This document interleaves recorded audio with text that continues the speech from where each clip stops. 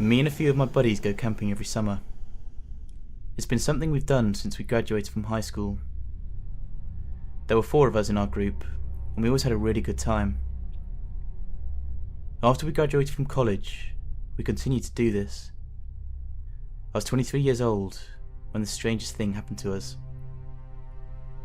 We hiked out into the hills. We found out a good camping spot, about a 5 or 6 hour walk from where we parked. This wasn't an incorporated camping area.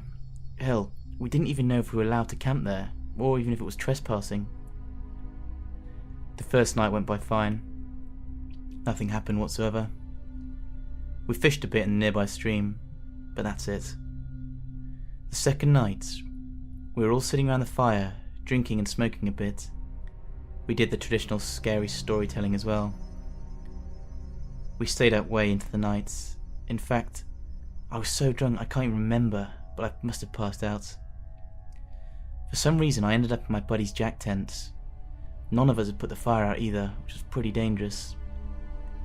When I woke, I was trying to figure out what the hell had woken me. I was still pretty drunk and high at that point, and Jack was still passed out.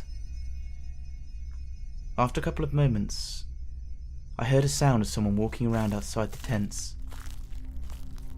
It didn't alarm me at first, because there were 2 of us, so I didn't seem to worry. Soon, I saw the outline of a figure walking around the fire. He stood there for a moment, and I just assumed that it was one of my mates. He turned and faced the tent, and stood there for a minute or so. It was then I realised this wasn't one of my friends. This man had a much bigger silhouette.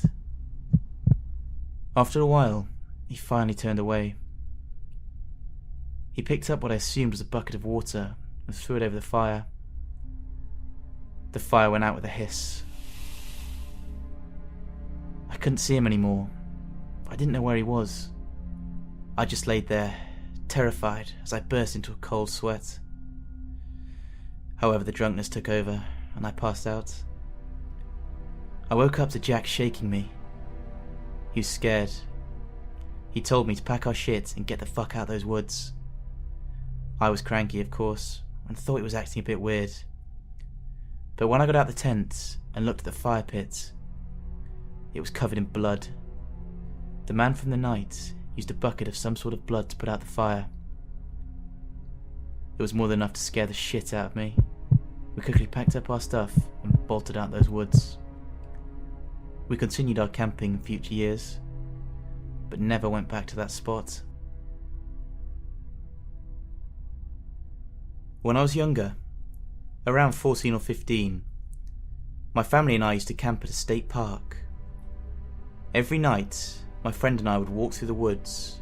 We called it the ritual. This particular night, we decided to walk further into the woods than usual. We had flashlights, but we liked to try and navigate through the woods without them turned on. We were about half a mile from the nearest campsite when we heard a soft whispering from behind us. Obviously, we spun round and turned the flashlight on as quickly as possible, but nothing was there. We kept walking, and we heard it again. This time, we stopped and looked around, and we saw what was whimpering. It's a lady crawling on the ground, just whispering random words. She was wearing dark clothes and was covered in what looked like dirt and blood. When she saw that we'd noticed her, she stood up and declared that she was looking for a campsite. We were puzzled, but anyway, fuck it, we thought. We may as well walk her back to the nearest campsite to help her find her group. Upon our arrival at the campsite, it turned out no one knew who she was or where she'd come from. And we were all a bit spooked out about the blood.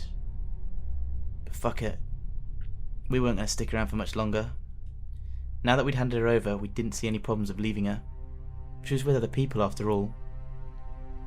We turned and made it back to our campsite, to where my parents were. We packed our things up the next day and left. It wasn't until a few weeks later My mum told me that near where we were staying, a family was murdered by a crazed woman, to which the authorities still haven't found. It still puzzles me to this day. But what if that woman was the woman behind us? And what if we were next? This happened a few years ago.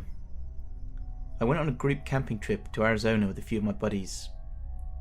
Once we'd arrived at the site, we immediately thought it was pretty shitty, and to be honest, we decided to stray off from the designated campsite.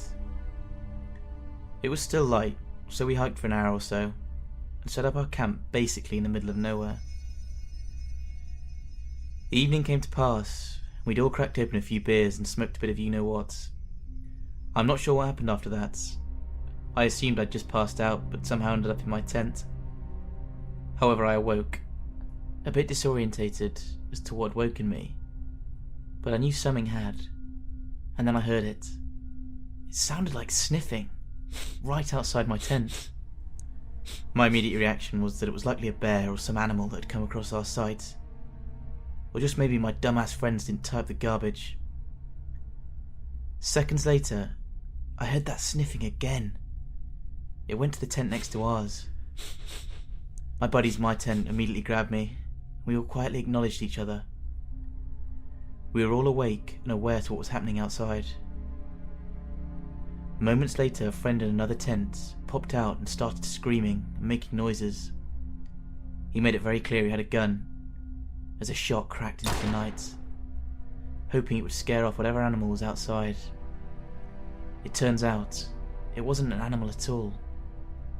It was some guy who'd gone through all our coolers and food, and also decided it'd be okay to sniff our tents.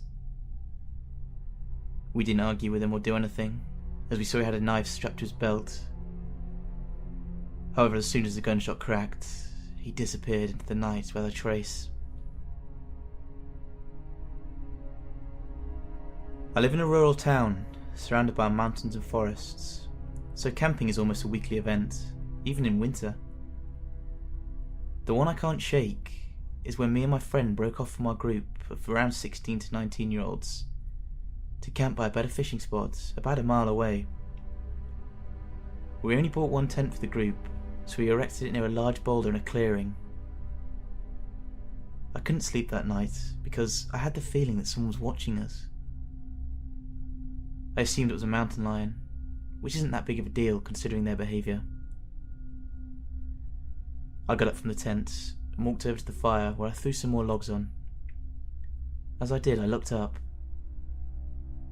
and under the light of the moon, there was a man standing at the edge of the clearing, about 80 yards away. I was frozen. I couldn't take my eyes off him. I felt the hairs on the edge of my neck stand on end as I saw he was carrying something. It looked like a sword. I slowly backed away, making sure I could see every single move he made. I yelled for my friend Janet to get out the fucking pistol and kill that motherfucker. He turned and walked in the opposite direction. After making sure it was clear, we decided to pack our shit and move sides. I don't know what his intentions were, but I sat there holding my friend's 357 the whole night, just waiting to see if anything would happen. I was camping in a valley by myself, with no cell service or anything. I stayed late on the trail and ran into a nice local dude as it was getting dark. He showed me a nice local camping spot, close to the roads and the river, but in a very camouflaged area. I had a fire, drank beer, and listened to my friend's comedy podcast. I was loud and visible because it had already become dark. Fuck it, I thought. I decided to sleep in the back of my truck, under my topper, next to all my gear, as opposed to setting up the tent.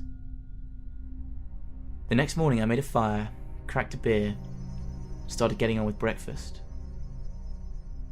That wasn't until I noticed a man sat at the edge of my camp. He came closer, but didn't look at me, which was looked strange. The dude looked homeless, to be honest. He had a long ratty beard and had at least 100 plastic grocery bags tied all over his clothes. I made a comment about how nice the day was, but still no response. I offered him breakfast and everything, but nothing. He sort of paced around the perimeter of my camp. It got to the point where I even offered him a beer, but he just turned around and stared at me. That's when I thought to myself, there isn't going to be anything good of this. I had my bear spray and a buck knife super close. I gave him an ultimatum. Motherfucker, you're either going to acknowledge me or leave immediately. He ignored me. I grabbed the bear mace and walked a few steps towards him. He turned and ran. And that's when I noticed a big hunting knife strapped to his back. I threw my shit in the truck and left that place immediately. I wondered if he'd watched me during the night. And thank God for my laziness for staying in my truck instead of putting up the tent.